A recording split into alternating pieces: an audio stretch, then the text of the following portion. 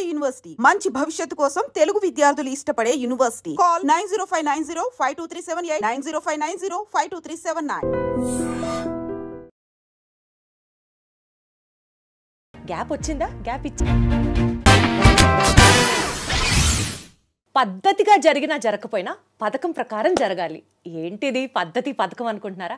Because ఏం చేసినా సరే ఒక పథకం ప్రకారంగా చేస్తే సూపర్ హిట్ అయిపోతుంది ఏ పనైనా సరే. అందరికీ నమస్కారం. నాతో పాటు ఉన్నారు ఒక పథకం ప్రకారం హీరో మన సాయిరామ్ శంకర్ గారు. హలో సాయిరామ్ గారు, ఎలా ఉన్నారు? అసలు ఫుల్ జోష్తో ఉండాలి, ఫుల్ ఎనర్జీతో ఉండాలి కదా సార్, ఎందుకంత సటిల్గా హలో చెప్పారు? కొంచెం ఒక పథకం ప్రకారం కొంచెం కూడా అమ్మ బాబోయ్ డీసెన్సీయా. యాక్చువల్లీ ఒక మాట చెప్పండి, ఇంటర్వ్యూ స్టార్ట్ చేసే ముందు గ్యాప్ వచ్చిందా, గ్యాప్ ఇచ్చారా? రెండు అండి. ఏదో ఒకటి చెప్పండి సార్. మీరు అడిగిన క్వశ్చన్లో రెండు ఉన్నాయంటున్నాను. ఒకటి గ్యాప్ వచ్చిందండి, తర్వాత కొంచెం గ్యాప్ తీసుకోవాల్సి వచ్చింది పరిస్థితులు. ఆ కాన్సిక్వెన్సెస్ ఏంటో వినొచ్చా? ఏం లేదండి, అంటే నేనైతే షూటింగ్లో రెగ్యులర్గానే ఉన్నా, కాకపోతే ఆ షూటింగ్స్ కొంచెం లేట్గా కరోనా తర్వాత మళ్ళీ ఆగడం, మళ్ళీ సెకండ్ వేవ్ రావడం, మళ్ళీ ఆగడం. సో అలా ఈ 3 ఫిల్మ్స్ కూడా అలా కొంచెం ఆన్ అండ్ ఆఫ్తో జరిగినాయండి. సో దానికి ముందు 2017 నాది లాస్ట్ ఫిల్మ్ రిలీజ్ అయింది. 19లో షూటింగ్ స్టార్ట్ చేసాం, కరోనా వచ్చింది. ఇంకా ఆ ఈ గ్యాప్లా ఉందండి. సో ఇప్పుడు గ్యాప్ని బ్రేక్ చేస్తూ వస్తున్న ఈ సినిమా తర్వాత మళ్ళీ ఆ పాత సినిమాలన్నీ లైనప్ అయిపోయి ఇప్పుడు మళ్ళీ ఫుల్ బిజీగా ఉన్నారు అయితే? ఇప్పుడు ఒక పథకం ప్రకారం డెఫినెట్గా మీరు అన్నట్టు ఇంకొక సినిమా ఉందండి, అది కూడా రిలీజ్ అయిపోతుంది. అది కూడా రిలీజ్ అవుతుంది. Okay, super. ఈ సినిమా గురించి స్పెసిఫిక్గా మాట్లాడితే ఇది ఒక క్రైమ్ సస్పెన్స్ థ్రిల్లర్ మూవీగా ఒక పథకం ప్రకారమే వస్తున్నారా? కరెక్ట్ అండి, పథకం ప్రకారమే ప్లాన్ చేసి వచ్చేస్తున్నాం. అంటే ఎలా చెప్తున్నారు ఒక పథకం ప్రకారం? ఇలాంటి జానర్ సినిమాలు చేస్తే సినిమా సూపర్ హిట్ అవుతుంది, ఇలాంటివి మనం చేయలేదు కాబట్టి మనం చెయ్యాలి, అదా మీ ప్లాన్? అంటే ఇలాంటి జానర్ సినిమాల్లో కూడా మనకి కరెక్ట్గా ఆడిన సినిమాలు కూడా ఉన్నాయి. సో మీ పథకం ఏంటని అడుగుతున్నా. నా పథకం ఈ సినిమా వరకు మేము తీసుకున్న ఏంటంటే అండి, విలన్ని చెప్పండి అని, విలన్ని మీరు చెప్పండి. సో ఫస్ట్ హాఫ్లో చూసి మీరు విలన్ ఎవరో చెప్తే, సెకండ్ హాఫ్ అయిన తర్వాత మీరు చెప్పిన వ్యక్తి విలన్ అయితే మీరు స్పాట్లో 10,000 తీసుకెళ్ళచ్చు. అంటే ఇది ఎప్పుడు వస్తుంది ఆఫర్? మీ ప్రెస్ మీట్ చూసా, ఏంటి ఇంత ఘనంగా చెప్తున్నారు, విలన్ ఎవరో గెస్ట్ చేయమని, ప్రైజ్ మనీ అనౌన్స్ చేస్తున్నారు, అసలు మీరేంటి, మీ గట్స్ ఏంటని అనుకున్నా. సో ఈ ఆఫర్ సినిమా ఫస్ట్ డే ఉంటుందా? విలన్ ఎవరో చెప్పండి. సెకండ్ డే అంటే అందరికీ మార్నింగ్ షోకి. అంటే అంత కాన్ఫిడెంట్, అంటే విలన్ ఎవరో చెప్పలేము. స్క్రీన్ ప్లే అలా ఉందండి. అంటే డైరెక్టర్ అంటే ప్రతి సినిమాకి ఏదో ఒక ప్రమోషన్ పట్టుకుంటాం మనం, బట్ ఈ సినిమాలోనే కథలోనే ప్రమోషన్ ఉంది, దాన్ని పట్టుకుందామని స్టార్ట్ చేసాం. మనలో మన మాట సార్, విలన్ ఎవరండి? విలనే.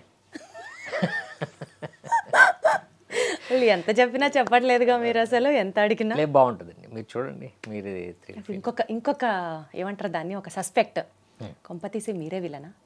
అదే నేను అంటున్నానండి. అసలు ఏం చేసినా ఆయన అయితే విలన్ ఎవరో చెప్పట్లేదు. ఫస్ట్ డే ఫస్ట్ షోకి వెళ్ళాకే అర్థమవుతుంది విలన్ ఎవరు అన్నది. సరే అయితే, సో జనరల్గా అండి మీ కెరియర్ గురించి కానీ మీ ఫిల్మోగ్రఫీ గురించి కానీ మాట్లాడాల్సి వస్తే, ఎవరికైనా ఒక హీరోగా ఎస్టాబ్లిష్ అవ్వాలి అని అంటే, ఒక ఆర్టిస్ట్గా ఎస్టాబ్లిష్ అవ్వాలి ఇండస్ట్రీలో అంటే initial years very crucial period. ఇది అయిన తర్వాత నెక్స్ట్ ఒక సక్సెస్ రావచ్చు, లేకపోతే కొంచెం స్ట్రగ్లింగ్ పీరియడ్ అయిన తర్వాత కొన్ని బెనిఫిట్స్ని ఎంజాయ్ చేయొచ్చు, ఇట్లా ఉంటుంది గ్రాఫ్. మీరు లాంచ్ అయినప్పటి నుంచి first 3 movies were like super blast, later on flops రావడం స్టార్ట్ చేసాయి, విచ్ ఇస్ కంప్లీట్లీ రివర్స్. ఎలా చూస్తారు దీన్ని మీరు? అదే సక్సెస్లో ఇది కూడా ఒకటి అని నేను ఎప్పుడు ఫిక్స్ అవుతానండి. ఇప్పుడు మీరు అన్నట్టు 143 తర్వాత బంపర్ ఆఫర్ వరకు బాగున్నాయి కదా, ఆ తర్వాత నుంచి సినిమాలు మనం అంటుంది ఏంటంటే సక్సెస్ కాలేదు. సో నేను ఫీల్ అయ్యేది ఏంటంటే అది నా వర్క్, అంటే నా మామూలు మన పనిలోనే ఏంటంటే ఒకటి లో ఉంటుంది, ఒకటి హై ఉంటుంది. ఈ రెండు చేయడమే నా జాబ్ అని నేను ఫీల్ అవుతాను. అంటే శంకర్ గారు, ఈ ఇంటర్వ్యూ స్టార్ట్ చేస్తున్నారు కాబట్టి మీరు ఫస్ట్ మెన్షన్ చేసినట్లు చాలా డీసెంట్గా ఉండాలని ఫిక్స్ అయ్యి వచ్చారా? లేదండి, అదర్వైజ్ ఆల్సో స్థితప్రజ్ఞత మీకు చాలా ఎక్కువ అట్లాగే అనిపిస్తుంది మీరు మాట్లాడుతుంటే. లేదు, అంతే అండి, నేను చెప్పింది అది. కాదు కాదు, మీరేమడిగారు, ఎందుకు రీజన్ అన్నారు. రీజన్ ఎందుకు అనట్లేదు. యూజువలీ ఒక ఫెయిల్యూర్ తర్వాత సక్సెస్ తీసుకోవడం చాలా హ్యాపీగా అనిపిస్తుంది. ఒక సక్సెస్ తర్వాత ఫెయిల్యూర్ని యాక్సెప్ట్ చేయడానికి గట్స్ కావాలి, మళ్ళీ బౌన్స్ బ్యాక్ అవ్వాలంటే. సో ఆ ట్రాన్సిషన్ ఫేజ్ మీరు చూశారు కాబట్టి how did you cope up with it is my question. అదే నేనేమంటున్నానంటే అండి, నేను కూడా అదే చెప్పా. ఇప్పుడు కెరియర్ అంటేనే ఈ రెండు ఉంటాయి కదా, నేను రెండింటినీ సక్సెస్ వస్తే వెరీ హ్యాపీ అండి, అలా అని చెప్పి లో వచ్చిందని చెప్పి మనం దాన్ని పట్టుకుని నేను ఉండను. సో అందుకనే అసలు లాస్ట్ సినిమా ఏంటి నాకు నాకు నాకు నాకు అనవసరం, నెక్స్ట్ సినిమా ఏంటి, ఓకే అవునా, నెక్స్ట్ ఏంటి, అంతే. ఇప్పుడు దాని గురించి నేను ఆలోచించనండి. Got it. Actually good for health also, good for everything, good for everybody. అదే చుట్టుపక్కల కూడా మంచిదండి. నేను అనేది అందరికీ కూడా ఈ థియరీని యాక్సెప్ట్ చేసుకుంటే గతం గతః, ప్రెజెంట్ దాని మీద ఫోకస్ పెట్టాలి is what you are saying. Correct అండి. 143 మూవీ టైంలో అండి బేసికల్గా ఆ సినిమా సూపర్ హిట్. పూరి గారు కెరియర్లో కూడా చాలా పీక్స్లో ఉన్నారు. ఈ సినిమాకి ఆయన డైరెక్ట్ చేశారు, ప్రొడ్యూస్ చేశారు. ఈ లెవెల్ ఆఫ్ ఎఫర్ట్ ఒక బ్రదర్గా పూరి జగన్నాథ్ గారి గురించి మీకు వచ్చినప్పుడు మీ వైపు నుంచి ఉండే ఆ గ్రాటిట్యూడ్ ఫీల్ ఏంటండి ఆ టైంలో? ఆయన ఒక రాముడైతే నేను ఒక లక్ష్మణుడు టైప్లో ఉండిందా? లేదండి. సరే అండి, లేదు, వన్ వర్డ్ ఆన్సర్ చెప్పండి. లేదు చెప్తున్నాను, మీరు రాముడు అంటే లక్ష్మణుడు అన్నారు కదా, కాదండి. ఆయన మాకు ఎప్పుడు కూడా బ్రదర్ కాదు, దశరథుడు లాంటిడే. అది నాకు కానీ మా రెండో బ్రదర్కి కానీ మేము ఫాదర్ తర్వాత ఫాదర్ అంతే. సో అది అయితే ఎప్పుడూ ఉందండి. ఎందుకంటే ఇప్పుడు నేను అసిస్టెంట్ డైరెక్టర్గా ఫస్ట్ ఇండస్ట్రీకి వచ్చింది అన్నయ్య దగ్గర పనిచేశా. హీరోని చేద్దాం అని అనుకున్నారు అంటే నా మీద ఇన్వెస్ట్మెంట్ స్టార్ట్ అయింది. సో ఒక బ్రదర్గా ఇన్వెస్ట్ చేస్తారు చాలామంది, లేకపోతే ఇంకొక బ్రదర్లకి సపోర్ట్ ఉంటుంది. కాకపోతే నేను చూసిన మా అన్నయ్యలో ఏంటంటే దానికి ఎప్పుడు వెనకడ్డు, అంటే సపోర్ట్ చేయడానికి, బ్యాకప్ చేయడానికి. అంటే ఇప్పుడు ఫ్యామిలీలో చాలామంది ఒక లెక్కలు వేస్తూ ఉంటారు కదా, ఈ లెక్కలు ఇక్కడ ఉండవు. ఓ వండర్ఫుల్. ఉండవండి. ఇప్పుడు ఏంటి ఇప్పుడు సినిమా తీద్దాం, దీనికి ఒక లెక్క. ఇంట్లో కూడా అంటే వదిన దగ్గర నుంచి కూడా అలాంటిదే ఉండదు. కాబట్టి నేనేమంటున్నానంటే ఆయన ఎప్పుడూ కూడా ఈయన్ని ఎలా నిలబెడదాం, లేకపోతే మా రెండో బ్రదర్ని ఏంటి ఇప్పుడు నువ్వేంటి పాలిటిక్స్, ఏంటి సపోర్టు, ఓకే ఇటు సపోర్ట్ ఇది. ఇప్పటికీ మీ ఇద్దరి మధ్యలో రిలేషన్ అలాగే ఉందా అండి? అన్నయ్యకైనా ఉందండి, పూరికి మీకు కూడా ఇప్పటికీ అదే ఉంది. బ్రదర్సే కదండి రిలేషన్. అదే అంటున్నా, అప్పటికి ఉన్న గ్రాటిట్యూడ్ ఫీలే కాకుండా ఉంటుంది కదా ఓవరాల్గా ఉంటుంది, ఉంది. Not to dig deep in to your family issues అండి, బట్ స్టిల్ ఒక చిన్న పాయింట్, లావణ్య గారికి పూరి గారికి మధ్యలో ఉన్న రిలేషన్ ఎంత స్ట్రాంగ్గా ఉంది? మంచిదే ఉంది కదండి, స్ట్రాంగే కదండి. సో ఇద్దరు అంటే ఎప్పుడో అన్నయ్య లవ్ చేసి ఇద్దరు ప్రేమించుకొని పెళ్లి చేసుకున్నది. సో ఇప్పుడు స్ట్రాంగ్గానే ఉంటారు. బయట వస్తున్న రూమర్స్కి సంబంధించి కానీ ఉంటాయి, ఆ రూమర్స్ మామూలుగా ఉంటాయి కదండి. బట్ అదే అంటున్నాను నేను, ప్రాక్టికల్గా ఇద్దరు బాగుంటారు ఇప్పుడు కూడా. 2000లో మీ బంపర్ ఆఫర్ రిలీజ్ అయిన తర్వాత ఇందాక నేను అడిగిన నా ఫస్ట్ క్వశ్చన్, గ్యాప్ ఇచ్చారా, గ్యాప్ వచ్చిందా అన్నారు. 2010 ఆ టైంలో బంపర్ ఆఫర్ తర్వాత తిరిగి మళ్ళీ ఇప్పటిదాకా సినిమా లేకపోవడానికి మధ్యలో ఉన్న రీజన్స్ మీరు చెప్పిన కరోనా కానీ, సినిమాలన్నీ స్లోగా పట్టాలెక్కడం కానీ, ఇవన్నీ చూసుకుంటే ఆఫ్టర్ సచ్ బ్రేక్ మళ్ళీ సినిమాలు చేసేటప్పుడు what was that one feeling, ఈ సినిమా చేస్తే నేను ఇలా చేయాలి, ఈ సినిమా ఈ సబ్జెక్ట్ అయితే నేను చేయాలి, నా వైపు నుంచి నేను ఈ కరెక్షన్స్ చేసుకొని ప్రేక్షకుల ముందరికి వెళ్ళాలి. సో అట్లా మీ self talk, introspection of Sairam Shankar ఏంటి అంటే ఏం చెప్తారు? 2009 తర్వాత నేను చాలా నాకు నచ్చిన సినిమాలే మంచి ప్రాజెక్టులు చేశానండి. ఒకటి శ్రీహరి గారితో చేశాను నేను, ఒకటేమో మన శరత్ కుమార్ గారితో. అవును. సో ఇలా కాంబినేషన్స్, మంచి బడ్జెట్స్, మంచి కథలు. అంటే మంచి కథలు అంటే నాకు నచ్చిన కథలు, ప్రొడ్యూసర్కి అందరికీ నచ్చిన కథలు. సో అక్కడి నుంచి ఏంటంటే అనుకున్నది మనకి జరగలే. అంటే ఈ సినిమా ఆడుద్ది, రీజను కథ ఓకే, ఇంకొక సినిమా ఆడలేదు, reason releasing problem, time problem, లేకపోతే పబ్లిసిటీ ప్రాబ్లం. సో ప్రాబ్లమ్స్ కథలోనే కాదండి, నేను ఎంచుకున్న కథే కాదు, రిలీజింగ్ ప్రాబ్లమ్స్ కూడా వచ్చినాయి. ఓకే. సో ఈ సినిమాకి ఈ ప్రాబ్లం వచ్చింది, నెక్స్ట్ మనం అది చేయకూడదు అంటే దాన్ని రెక్టిఫై చేసుకుంటూ వెళ్ళేవాడిని. బట్ ఆ టైంలో ఇంకొకటి ఏదో వచ్చేది. ఆ గ్యాప్లో వచ్చినాయన్నీ అలానే వచ్చినాయండి. ఒకటి మనకి సీమాంధ్ర ప్రాబ్లమ్స్లో ఒక సినిమా వచ్చింది, ఒకటేమో డిమానిటైజేషన్స్ దాంట్లో వచ్చింది. సో ఏంటంటే అది మేము ప్లానింగ్ చేయలేదు, ప్రొడ్యూసర్ కూడా అలా ప్లాన్ చేయరు, తప్పని పరిస్థితి అక్కడ చేయాల్సి వచ్చింది. సో అప్పుడు డెసిషన్ తీసుకున్నది కొంచెం రాంగ్ అయింది. సో ఎప్పుడు కూడా ప్రతి సినిమా ఒక లెసన్ అండి, లెసన్ ఇది. ఈ సినిమాలో ఇలా జరిగింది, ఈ సినిమాలో జరగకూడదంటే ఇంకొక ప్రాబ్లం వస్తుంది. లేదు, ఈ సినిమాలో ప్రాబ్లం జరిగింది, ఈ సినిమాలో అదే ప్రాబ్లం వస్తున్న ప్రాబ్లం జరుగుతుంది, ఇంకొకటి ఏదో కొత్తగా మనల్ని ఛాలెంజ్ కాదు, మనల్ని ఒక పాజిటివ్ వైపు డ్రైవ్ చేసేది మనకు దొరకవచ్చు. సో మనం ఏది గెస్ చేయలేం, సినిమాని నమ్మాం, సినిమా చేసుకుందాం, రిలీజింగ్ డేటు, దాన్ని ఎలా పుష్ చేయాలి, ఎలా థియేటర్లను పట్టాలి, అంతే.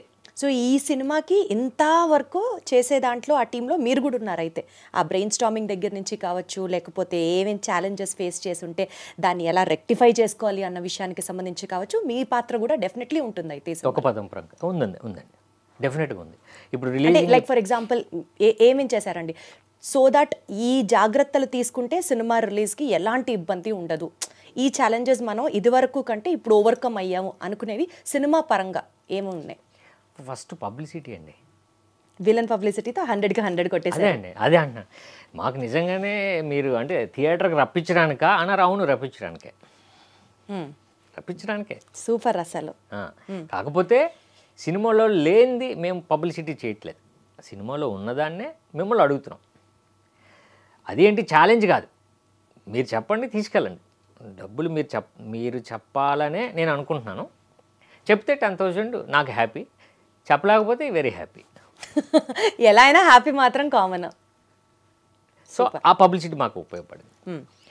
ఇకపోతే థియేటర్స్ మనం ప్లాన్ చేసుకోవాలి, డేట్ కరెక్ట్గా లాక్ చేయాలి. Feb 7th లాక్ చేసామండి. ఇప్పుడు థియేటర్స్ ఎప్పుడు దొరుకుతాయంటే ఈ ట్రైలరు మీరన్న ఈ కాంటెస్ట్ అంతా రీచ్ అయ్యేటట్టు మనం చేయాలి, బయర్స్కి ఆడియన్స్కి కాన్ఫిడెన్స్ రావాలి. ఆల్రెడీ వచ్చింది ట్రైలర్, చాలా చాలా చాలా బాగుంది. అవునండి, అదొకటి బాగా రీచ్ అయిందండి. మీ వరకు రీచ్ అయిందంటే హ్యాపీ. మా వరకు ఏంటండి, మొత్తం అసలు 2 తెలుగు స్టేట్స్లో మారుమ్రోగిపోతుంది. నేను ఏదో మీరున్నారని చెప్పట్లేదు, నిజంగా బాగుంది. నిజమండి, ఇప్పుడు అది రీచ్ అయింది. ఇప్పటికి అది నా సినిమా చాలా రోజుల తర్వాత అది రీచ్ అయింది. సో ఇప్పుడు మనం చేసే పబ్లిసిటీ, మనం చేసే ఇప్పుడు ఇలాంటి ఇంటర్వ్యూస్ కానివ్వండి, లేకపోతే పబ్లిక్లో మనం చేసేది బయ్యర్స్కి కానీ ఆడియన్స్కి కానీ మనం ఓకే అని అనిపిస్తే మాకు ఈజీ అయిపోతుంది. సో మా మీద డిపెండ్ అయ్యింది ఇప్పుడు సినిమా పరంగా సినిమా పాస్ అండి, సినిమా డౌట్ లేదు అసలు. ఎందుకు చెప్తున్నానంటే ఇప్పుడు మనం అమెజాన్ చూస్తామండి, నెట్ఫ్లిక్స్ చూస్తాం, సినిమాలు చాలా వస్తుంటాయి, బట్ ఒరిజినల్స్ ఉంటాయి. ఒరిజినల్స్ ఉన్న క్వాలిటీ మిగతా సినిమాలు ఉండవు. ఆ ఒరిజినల్స్ ఏ క్వాలిటీయో, ఏ స్టాండర్డ్లో ఉంటుందో, ఏ మేకింగ్ రేంజ్లో ఉంటుందో దానికి ఏమాత్రం తీసిపోదు ఈ సినిమా. వండర్ఫుల్, తీసిపోదు. సో ప్రొడక్షన్ స్టాండర్డ్స్ అన్ని కూడా ఎక్స్ట్రీమ్లీ హై అని చెప్పి. హై అండి, ప్రొడక్షన్ కానీ, మేకింగ్ వాల్యూస్, ఆర్టిస్ట్ పర్ఫార్మెన్సెస్ కానీ, లేకపోతే ఆర్ట్ డైరెక్షన్ కానీ, మ్యూజిక్ కానీ, సౌండ్ కానీ, అసలు చాలా అంటే నాకు ఆనందం ఏంటంటే రేపు నెట్ఫ్లిక్స్లో నా సినిమా ఆ నెట్ఫ్లిక్స్తో సమానంగా ఉంటుంది. వండర్ఫుల్, నిజమే, సూపర్. సో అంత రావడానికి రీజను ఒకటి డైరెక్టర్, 2 టెక్నీషియన్స్. సో అంటే టాప్ 10 ఇండియాలో టాప్ 10 తీసుకుంటే ఒక డిఓపి ఆయన, అంటే గ్యాంగ్స్ ఆఫ్ వసేపూర్ మీరు చూసే ఉంటారు, దేవిడి, చాందిని బార్, ఆ డిఓపి వచ్చేసారు. గోపి సుందర్ గారు, రాహుల్ రాజ్ గారు మ్యూజిక్.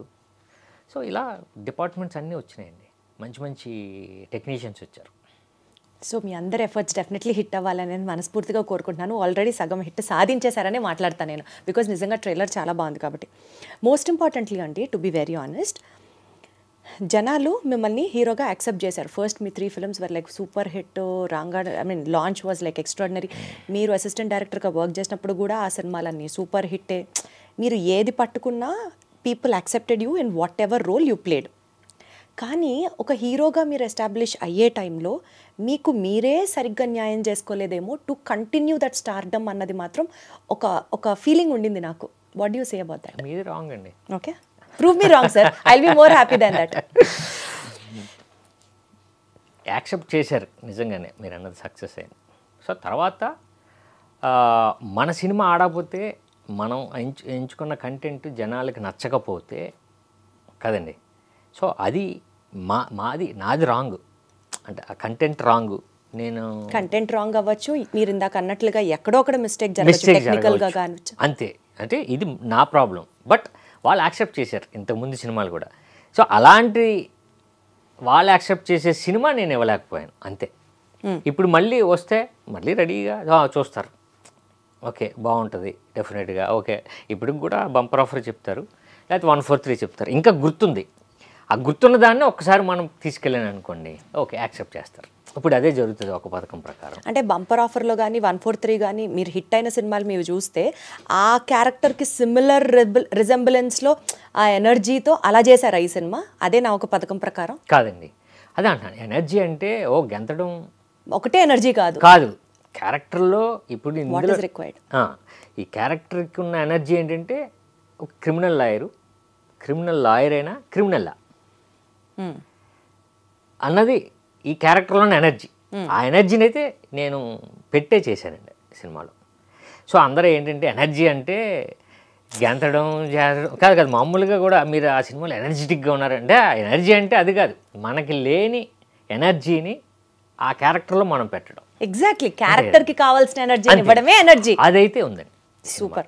కానీ క్రిమినల్ లాయర్గా చేశారు కదా, సో లాయర్గా మీరు ఒక రోల్ ప్లే చేస్తున్నప్పుడు లాయర్ హోంవర్క్ ఏమైనా చేశారా అండి? లాయర్స్ ఎలా నడుస్తారు, లాయర్స్ కోట్ ఎలా వేసుకుంటారు, లాయర్స్ టర్మినాలజీ ఏంటి, ఆ జానర్ ఏంటి చేశారా? ఏం చేశారు పనిగా చెప్పండి. డైరెక్టర్ కూడా దాని మీద బాగా రీసెర్చ్ చేశాడండి. జరిగిన ఇన్సిడెంట్ ఏంటంటే 3 days షూట్ చేసాం ఫస్ట్.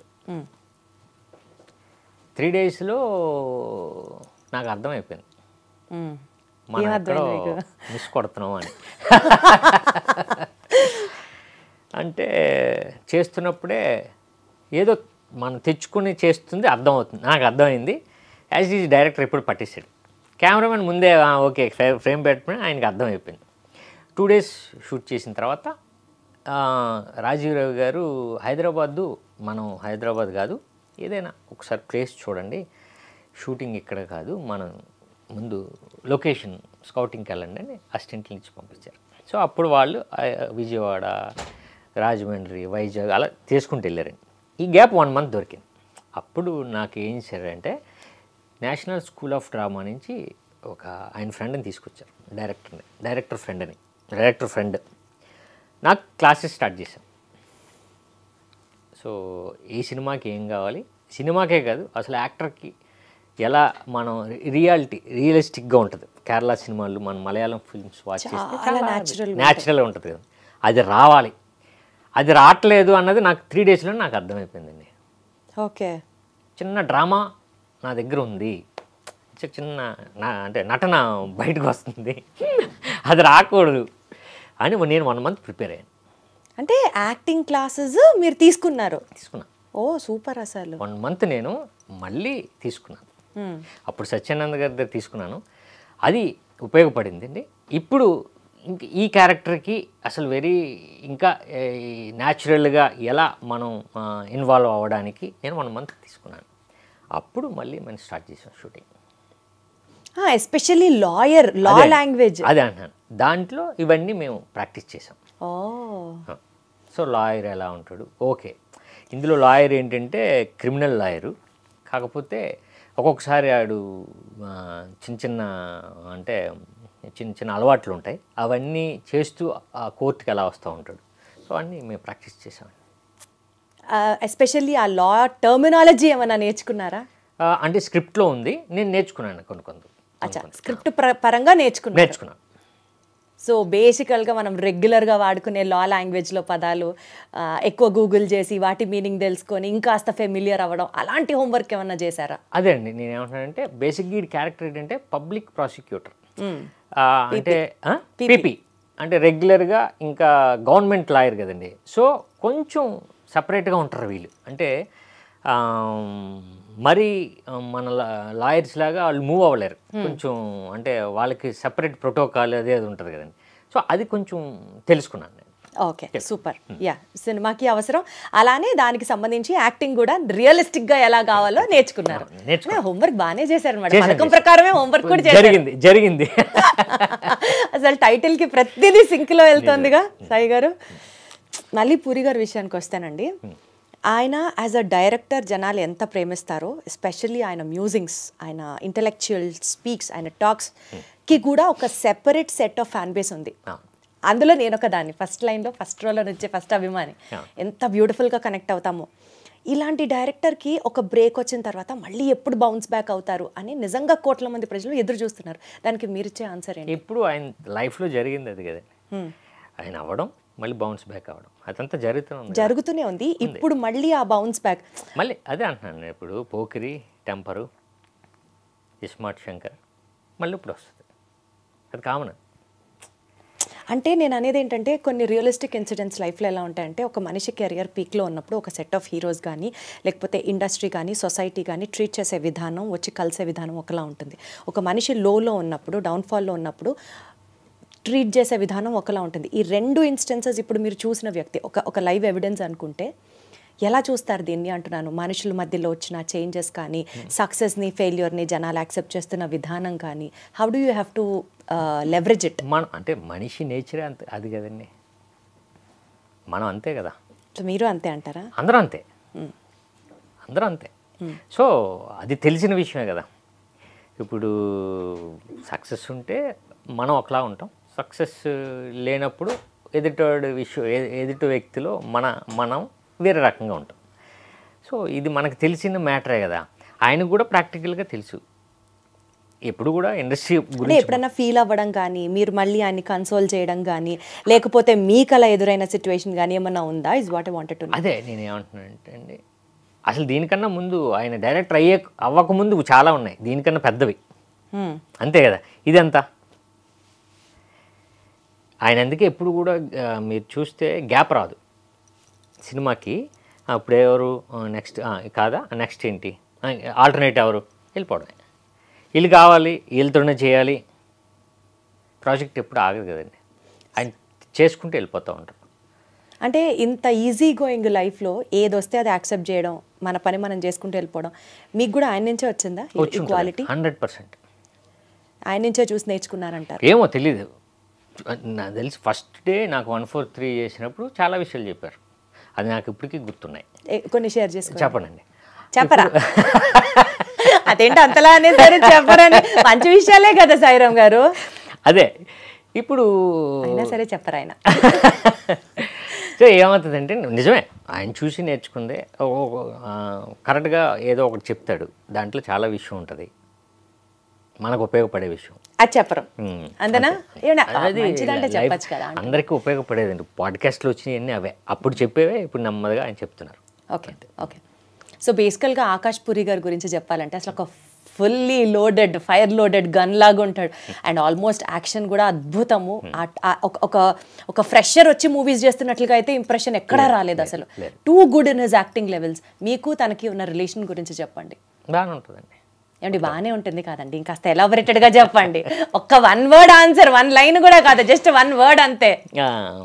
అంటే సినిమాల గురించి అయితే ఏం మాట్లాడుకోం, ఏ సినిమా చేస్తున్నామో లేకపోతే ఎందుకో తన ఏజ్ కంటే ఎక్కువ మెచ్యూరిటీ ఉన్న మనిషిలాగా అనిపిస్తాడు నాకు. ఎందుకంటే తనకి ప్రమోషనల్ ఇంటర్వ్యూస్ చేసినప్పుడు, కలిసినప్పుడు, మాట్లాడినప్పుడు this was what I felt. నేను చెప్పేశాను కూడా తనకి డైరెక్ట్గా, ఏజ్లో కన్నా ఉన్న మెచ్యూరిటీ మేబీ అది బయటకు వచ్చినప్పుడు అలా బిహేవ్ చేసిన maturity I don't think so. ఓవరాల్గా కూడా ఈజ్ అ గుడ్ మెచ్యూర్డ్ గై అని అనిపిస్తుంది. ఆ లెవెల్ ఆఫ్ మెచ్యూర్డ్ ఇంటరాక్షన్ అడుగుతున్నాం మీ మధ్యలో. అదే మీరు అన్నట్టు కొంచెం కరెక్టే, కొంచెం మెచ్యూర్డ్గా ఉంటాడు అంతా అండి. అంటే ఆ ఏజ్కి తగ్గట్టు లాగా కొంచెం ఒక 5-6 years ఎక్కువ కొంచెం ఉంటాడు ఉంది. అదంటే బేసిక్గా అన్నయ్యతో ఉండి కదా, కొంచెం అంటే ఆ మెచ్యూర్డ్ లెవెల్ కూడా పక్కన ఉన్న వ్యక్తిని బట్టి కూడా వస్తూ ఉంటుంది కదండి. సో అలా వచ్చిందేమో నాకు తెలియదు. సో ఇప్పుడు మీరు అసిస్టెంట్ డైరెక్టర్ నుంచి బికాస్ ఆఫ్ యాక్టింగ్ ప్యాషన్ వల్ల హీరోగా, బికాజ్ అది ఎంకరేజ్ చేశారు కావచ్చు, మీకు ఇంట్రెస్ట్ కావచ్చు, వాట్ ఎవర్. ఒక బ్రదర్ ఏమో డైరెక్టర్, ఇంకొక బ్రదర్ ఏమో ఇంటూ పాలిటిక్స్, యాక్టివ్ పాలిటిక్స్ అనుకుంటే, మీరు ఇలా యాక్టింగ్లోనే ఉంటారా, లేకపోతే మీరు కూడా డైరెక్షన్ సెలెక్ట్ చేసుకుంటారా, లేకపోతే పాలిటిక్స్లోకి ఎంటర్ అవుతారా? లేదు, ఇప్పుడు డైరెక్ట్ చేస్తానండి. డైరెక్షన్ చూస్ చేసుకుంటారా? No thought of entering into పాలిటిక్సా? అప్పుడు వచ్చినప్పుడు మీతో మాట్లాడతానండి. అసలు ఎంత డిప్లొమాటిక్ ఆన్సర్ అంటే. మీరు అడిగే క్వశ్చన్ అంటే అది మనకు ఆలోచన లేదు కదండి ఇప్పటిదాకా. What is your plan is my question. ఇప్పుడు నేను ఇప్పుడు ట్రై చేస్తుంది నాకు తెలిసిన వర్క్ని మళ్ళీ వర్క్ని నేను స్టార్ట్ చేయడం. అంటే నేను అసిస్టెంట్ డైరెక్టర్గా చాలా సినిమాలు చేశాను. సో నాకు కూడా పూర్తి అవగాహన ఉంది. నేను కూడా కొంచెం రైటింగ్ సెక్షన్లో ఉన్నాను. సో నెక్స్ట్ అది చేద్దామని ఉన్నాను. సో నా ప్రయత్నం నేను స్టార్ట్ చేస్తున్నాను. చేశారా ఆల్రెడీ? చేస్తున్నాను. అంటే ఇంకా ఇప్పుడు ప్రొడ్యూసర్ కావాలి అంతే కదండి. సో నరేట్ చేయడం స్టార్ట్ చేశాను. లేదు ఈ సినిమా ఇప్పుడు బాగుంటుంది ఏమో, రేపు ఇంకేమైనా జరగవచ్చు. బట్ నా ప్రయత్నం మాత్రం ఇప్పుడు ఇమ్మీడియట్గా నేను కథని నా డైరెక్షన్లో నేను హీరోగా కథలు రాసుకున్నా. సో ప్రొడ్యూసర్స్ గారికి నచ్చింది అనుకోండి, నా ఎన్ని బడ్జెట్లో ఉంటుంది నచ్చింది అనుకోండి, ఓకే ఇది చేయగలనని నమ్మకం వచ్చింది అనుకోండి, ఎక్కేస్తుంది. అదే అంటున్నాం. సో మ్యాక్సిమం మీకు ఆ వైపు వెళ్ళాలి అన్న ఒక ఆలోచన ఉంది. దానికి తగ్గట్టుగా మీరు కూడా ప్రణాళికలు సిద్ధం చేసుకున్నారు ఆల్రెడీ. పర్ఫెక్ట్. అంటే ఏంటి చేసుకున్నా అంటే కథ ఒకటి మనం రెడీ చేయాలి, మొత్తం అన్ని ఒక లైన్ లో ఫాలో అవ్వాలి అంతే అండి. ఇప్పుడు ప్రణాళిక అంటే కథలే కదా, అంతే కదా, అది రెడీగా ఉన్నాయి. ఇప్పుడు మనం వాళ్ళకి నచ్చాలి. ఇది కాక ఎప్పుడన్నా ఫ్యూచర్ లో పాలిటిక్స్ ప్రస్తావన వస్తే అప్పుడు మళ్ళీ మాట్లాడతామండి. 2009-10 ఆ ప్రాంతంలో, అంటే మోర్ దాన్ 10 years, ఒక డికేడ్ యావరేజ్గా మాట్లాడుకుంటే ఒక 10 yearsలో మీరు చేసిన వర్క్స్ కానీ మీరు కొట్టిన హిట్స్ కానీ ఒక 10 yearsలో ఏం లేవు అని అనుకుంటే, ఒక 10 yearsని కనుక బేసిస్గా తీసుకుంటే సినిమా ఇండస్ట్రీ ఫేస్ అంతా మారింది. అంటే ఒక 10 yearsకి ముందరున్న ఫిల్మ్ ఇండస్ట్రీ వేరు, ఇప్పుడున్న ఫిల్మ్ ఇండస్ట్రీ వేరు. మోర్ దాన్ అ డెకేడ్ బ్రేక్ తీసుకున్న తర్వాత ఇప్పుడు ఆడియన్స్ ముందుకు వస్తున్నారు. మీరు ఒక స్ట్రాంగ్ పాయింట్ మీ గురించి కానీ, మీ సినిమా గురించి కానీ, మీ సినిమాలో వర్క్ చేసిన టెక్నీషియన్స్ గురించి కానీ, ఓవరాల్గా జనాలు ఫేజ్ ఆఫ్ ది ఇండస్ట్రీ మారిన తర్వాత మీరు చేసే ఈ ప్రయత్నంలో ఏ స్ట్రాంగ్ పాయింట్ చూసి ఈ సినిమాకి రావాలి, ఎందుకు కనెక్ట్ అవ్వాలి ఆడియన్స్ వచ్చి, ఏం చెప్తారు మీరు? ఇప్పుడు మనం డికేడ్ అన్నారు, 10 years అయింది, అంతా మారిందని. సో దాని గురించి మాట్లాడతాం. ఏం మారింది అని అనుకుంటే నేను నమ్మేది ఏంటంటే అండి, ఆడియన్ ఎప్పుడు మనం ఏది ఇస్తే, ఏ సినిమా ఇస్తే, ఏ జానర్ ఇస్తే అది బాగుంటే అది యాక్సెప్ట్ చేస్తాం. రైట్ అండి. జానర్సు తర్వాత లేకపోతే మారిపోయింది మొత్తం అంటే మారింది, కాకపోతే ఆడియన్స్ ఉన్నారు. ఇప్పుడు ఎగ్జాంపుల్ మనం తీసుకుందామండి. మొన్న రిలీజ్ అయిన పండగకి రిలీజ్ అయిన సంక్రాంతికి వస్తున్నాం అంటే అది ఆడింది కదా. అంటే ఇప్పుడు మనం మారనట్ట మీ దృష్టిలో మీరు ఏ పాయింట్ ఆఫ్ వ్యూలో ఆడియన్స్ మారింది, లేకపోతే ఆడియన్స్ టేస్ట్ మారలేదు, ఫిలిం ఇండస్ట్రీ ఫేస్ మారింది అంటున్నాను. అంటే ఏంటంటున్నాను అంటే మన స్ట్రెంత్ మారింది, అది పక్కన పెడదాం. మన తెలుగు సినిమా ఎక్కడికి ప్రతిదీ పాన్ ఇండియా ఫిల్మ్ లో అవ్వచ్చు, హై ప్రొడక్షన్ వాల్యూస్ తో ఫిల్మ్స్ అవ్వచ్చు, ఇట్లా బడ్జెట్స్ మారిపోయినాయి. కరెక్ట్, చాలా మారినాయండి. నేనంటుంది అంటే మీరు అడిగిన క్వశ్చన్ ఏంటంటే సినిమా మారింది కదా, మీది ఎలా ఉంటుంది, ఏ స్ట్రాంగ్ పాయింట్. నేను అంటే మన సినిమా జానర్ ఎప్పుడూ మారలే. మనం ఈ మధ్య ఆ ఓటీటీకి అలవాటు పడి ఇది థ్రిల్లరు ఇప్పుడు అందరూ యాక్సెప్ట్ చేస్తున్నారు అనుకుంటున్నాం. కానీ బలగం ఆడింది, సంక్రాంతికి వస్తున్న ఆడింది, డాకు మహారాజ్ కమర్షియల్ ఫిల్మ్ ఆడింది. సో అలా లేదండి. ఇప్పుడు నా సినిమాకి వస్తే మీరు అన్నట్టు నిజంగానే మనకి ఇష్టమైన జానరు ఈ మధ్యకాలంలో ఎక్కువ మంది చూసేది థ్రిల్లర్, సస్పెన్స్, మర్డర్స్, ఇవే కదండి, ఇవే జరిగినాయి. ఆ కంటెంట్ తీసుకున్నాం మనం. ఒకటి. రెండు ఏంటంటే ఇందులో స్ట్రాంగ్గా మేము నమ్మేది ఒక మంచి కథ ఉంటుంది. ఆ కథలో ఉన్న మంచి ఎలిమెంటే మేము పట్టుకొని వెళ్తుంది. ఏంటంటే విలన్ సస్పెన్స్, సినిమాలో సస్పెన్స్ ఏంటంటే విలను. సో అది మంచి ఎలిమెంటే కదండి. అలాగని చెప్పి కథ కూడా చాలా స్ట్రాంగ్గా ఉంటుందండి, మంచి ఎమోషన్ ఉంటుంది, లవ్ స్టోరీ ఉంటుంది. సొసైటీలో ఇప్పుడు జరుగుతున్న ఒక ఇన్సిడెంట్ని తీసుకొని డైరెక్టర్ చేశాడు ఈ సినిమా. ఓ ఇప్పుడు జరుగుతున్న ఒక సొసైటీ ఒక ఎలిమెంట్ యాంటీ ఒక ఎలిమెంట్ ఎస్ ఒక ఎలిమెంట్ని తీసుకొని ఈ కథని డ్రైవ్ చేశాడు. సో ఆ ఎలిమెంటే ఈ సినిమాకి ఒక ఒక కీలకం అయి ఉంటుంది. సో ఇప్పుడు జరుగుతున్న పరిస్థితులను బట్టి ఇప్పుడు ఆడియన్స్ బాగా ఫీల్ అవుతున్న థ్రిల్లర్ సస్పెన్స్కి దగ్గరగా ఉన్నారు కాబట్టి ఈ సినిమా మీరు అన్నట్టు ఇది ఈ జానరు ఈ టైంలో కరెక్ట్. పర్ఫెక్ట్ అండి. సోషల్ రెస్పాన్సిబిలిటీతో పాటు ఒక థ్రిల్లింగ్ ఎలిమెంట్ పెట్టారు, దాంతోపాటు విలన్ ఎవరు అన్నది ఒక పబ్లిసైజ్ చేసి తీసుకెళ్లారు. అమ్మ బాబోయ్, ఇది చాలా ఒక పథకం ప్రకారం కాదు, చాలా పథకాల ప్రకారం జరుగుతున్నాయి. మంచి సాంగ్స్ కూడా ఉన్నాయి కదా, మంచి songs obviously correct. Sid Sriram గారు 2 సాంగ్స్ పాడారు, 2 బాగున్నాయి. అర్థమైందండి, ఒక పథకం అయితే కాదు, ఇది చాలా పథకాలు. క్రిమినల్ లాయర్గా మీరు చేస్తున్నారు కాబట్టి సరదాగా కొన్ని lawyer related rapid fire questions అడుగుతాను. ప్లాన్ చేసుకొచ్చాను, అవి మీరు ఆన్సర్ చెప్పాలి. మీరు దయచేసి ఆ డిప్లొమాటిక్ గా కాకుండా లాయర్ లాగా మాట్లాడకుండా. మీరు కాదు లాయర్, నేను కాదు, ఆ క్వశ్చన్స్ నేను ఆన్సర్ చెప్పాలి. అంటే నేను ఇప్పుడు మిమ్మల్ని ఆ పుస్తకాల్లోంచి క్వశ్చన్ ఎట్టి పరిస్థితుల్లో కాదు, ఎందుకంటే మిమ్మల్ని అడగాలంటే నాకు తెలియాలి కదా. చెప్పండి. ఓకే, ఏది ఎక్కువ టఫ్ అండి? జడ్జిని ఫేస్ చేయడం కష్టమా, డైరెక్టర్ని ఫేస్ చేయడం కష్టమా? ఎలాంటి క్వశ్చన్ ఇది? ఇప్పుడు కాదండి, డైరెక్టర్ని ఫేస్ చేస్తాం, జడ్జిని ఎప్పుడు ఫేస్ చేసి మనకు ఎలా తెలుస్తుంది అది? అంటే ఏమో ఏమైనా జరిగితే చెప్తారేమో నా క్వశ్చన్. చెప్పండి. నేను జడ్జిని ఫేస్ చేశానండి. రిపోర్టింగ్ చేసేటప్పుడు జడ్జి గారి దగ్గర ఉన్నాను కానీ నేను ఫేస్ చేయలేదు. మీకు అర్థమవుతుందా? ఒక సీన్ రికార్డ్ చేసేటప్పుడు సమాధానం ఎవరిదంటారు? డిప్లొమాటిక్ ఏంటండి, నేను ఫేస్ చేసి చెప్తున్నా మీకు. డైరెక్టర్ని ఫేస్ చేసి ఉంటారు. మీరు ఎప్పుడన్నా జడ్జిని ఫేస్ చేశారా? చేశాను. సింపుల్. జడ్జిని ఫేస్ చేయడం ఈజీయా, డైరెక్టర్ని ఫేస్ చేయడం ఈజీయా? ఎప్పుడు జడ్జి అన్నారు ఎక్కడో అక్కడ ఉంటారు కదా, అంటే తలెత్తి చూడడం కష్టం అండి చాలా. ఇప్పుడు డైరెక్టర్ మన పక్కనే ఉంటారు అండి. అసలు మీ డిప్లొమాటిక్ ఆన్సర్లకి నమస్కారం అండి. కాదు, ఇప్పుడు డైరెక్టర్ని ఫేస్ చేయడం కష్టం అంటే సరే మీరు చెప్పండి.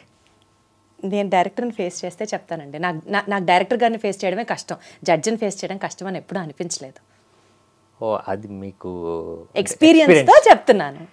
అలాంటి ఎక్స్పీరియన్స్ మీరేమన్నా చెప్తారేమో, అసలు మీరు జడ్జిని ఎప్పుడు ఫేస్ చేశారు, ఆ ఎక్స్పీరియన్స్ ఇంకొకమేమో అని బ్యాక్ టు బ్యాక్ అనుకున్నాను. లేదు, మీరు అడగండి. నేను జడ్జిని ఫేస్ చేశాను ఒకసారి. అంటే మా ఇంట్లో మా ఫ్యామిలీస్లో మా ఊళ్ళో నుంచి నాకు కూడా ఆన్సర్ రావాలి కదా. నేను ఆయన్ని ఏం చేయాలనుకుంటున్నాను, గెలిపించాలనుకుంటున్నానా, ఓడించాలనుకుంటున్నానా? మీ పర్సెప్షన్, యాంగిల్ ఆఫ్ పర్సెప్షన్ ఏంటి?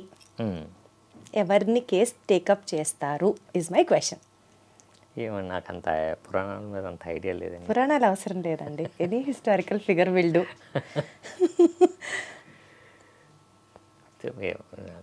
ఓకే, ఈ క్వశ్చన్ స్కిప్ అనేసుకుందాం అయితే మీ సౌలభ్యం కోసం. సో ఒక ఎమోషనల్ సీన్లో యాక్ట్ చేయడం ఈజీయా శంకర్ గారు, లేకపోతే ఒక లీగల్ డైలెక్ట్, ఒక లాయర్ డైలెక్ట్ చెప్పడం ఈజీయా? మీకు ఏది కష్టం అనిపించింది సినిమా చేసేటప్పుడు? ఎప్పుడు కూడా ఎమోషనల్ సీన్స్ అండి. ఎమోషనల్ సీన్సే కష్టం అంటారా? ఎప్పుడు కష్టమే.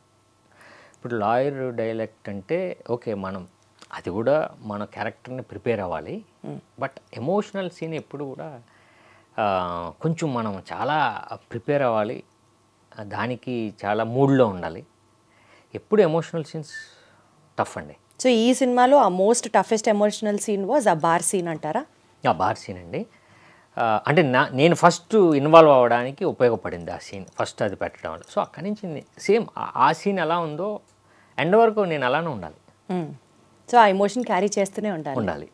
ఎందుకంటే వాళ్ళలో చాలా స్ట్రగుల్ ఉంటుంది.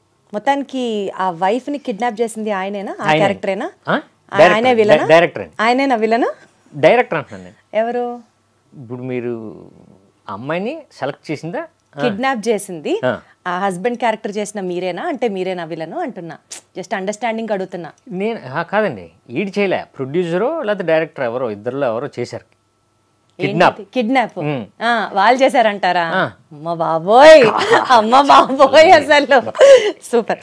సరే, ఇప్పుడు మీరు నిజ జీవితంలో కనుక మీరే లాయర్ అయితే ఏ కేసు వాదిస్తే మీరు గెలుస్తారు? ఏ జానర్ ఆఫ్ కేసెస్ వాదిస్తే మీరు గెలుస్తారు? మీ టాలెంట్ ఏంటి? అంటే ఒక లాయర్ స్కిల్స్ మీకు రియల్ లైఫ్లో ఏ సబ్జెక్ట్లో ఎక్కువ ఉంది స్ట్రాంగ్గా?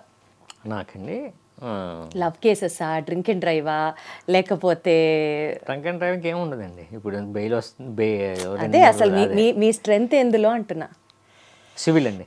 సివిల్ కేసెస్ అసలు అవంటే బోల్డ్ ఉంటాయి, ఎక్స్ప్లెయిన్ చేయడానికి అవసరం లేదు, చాలా ఈజీ ఆన్సర్. బోల్డ్ ఎంత డిప్లొమాటిక్ క్వశ్చన్. అమ్మ బాబోయ్ కదండి, సివిల్ అంటే అదే ఈ భూములు గీములు దాని మీద ఉంటుంది కదండి. సో ఎస్పెషల్లీ ఈ సినిమాకి సంబంధించి మీరు ఎలాంటి హోంవర్క్ చేశారు అన్నది ఒకటి అనుకున్నాను, బట్ ఆల్రెడీ మీరు అది చాలా క్లియర్గా ఎక్స్ప్లెయిన్ చేశారు. Beat in terms of dialect or beat in terms of acting అని కూడా చెప్పారు. కాబట్టి సక్సెస్ఫుల్గా నా ఇంటర్వ్యూ కంప్లీట్ చేస్తూ మీ సినిమా సూపర్ డూపర్ సక్సెస్ సాధించాలని మనస్ఫూర్తిగా కోరుకుంటున్నాను. All the very best and more power to you. Thank you so much అండి. ఫైనల్గా మన ఆడియన్స్కి ఈ సినిమాకి ఎందుకు రావాలి, ఎందుకు చూడాలి అన్న అంశంతో కంక్లూడ్ చేద్దాం.